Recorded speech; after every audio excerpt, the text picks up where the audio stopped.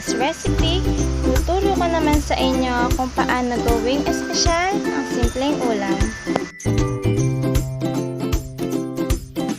Ito ang ating mga ingredients. 4 pieces hotdog slice, 3 tablespoons of sugar, 1 onion, 3 tablespoons of soy sauce, 1 pack of banana ketchup. Painitin ng kawali at lagyan ng mantika. Kapag mainit na ang mantika, pwede nang ilagay ang hiniwang hotdog.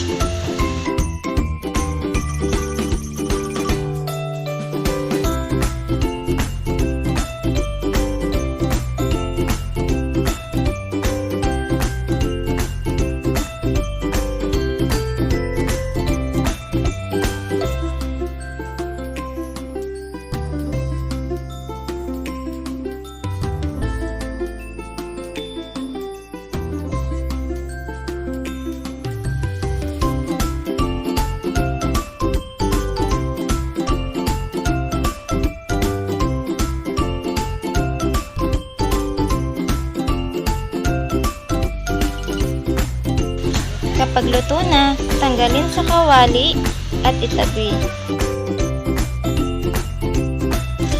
Ilagay ang sibuyas at igisa.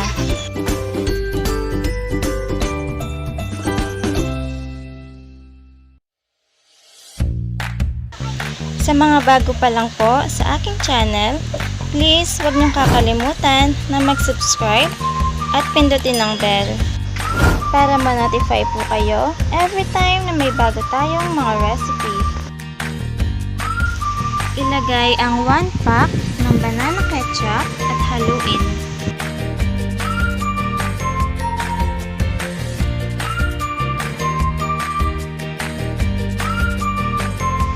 Ilagay ang toyo.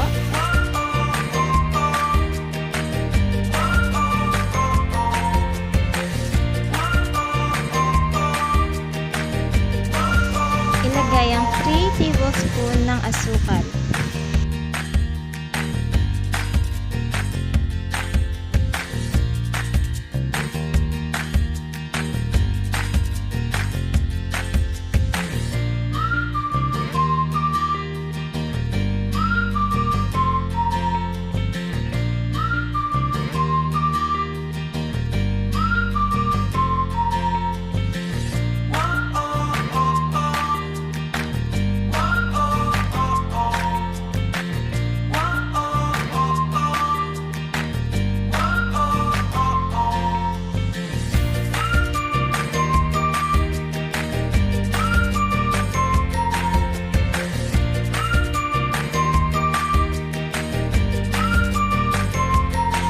Kapag kumulo na, pwede nyo nang ilagay ang prinitong hotdog at haluin ng mabuti.